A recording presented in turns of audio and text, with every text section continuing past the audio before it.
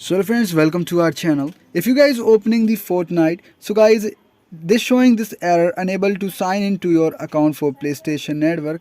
If you guys facing this error problem in your Fortnite, so guys watch this video till end, because in this video I am showing why this problem is coming and what is the solution of this problem. So guys, you can watch this video till end and follow the steps.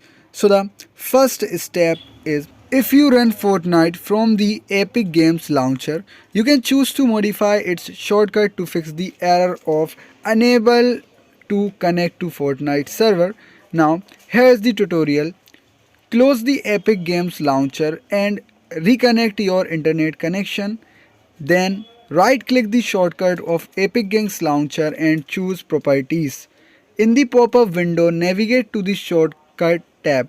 Select the target box and press spacebar and add HTTP when it to the end of the target.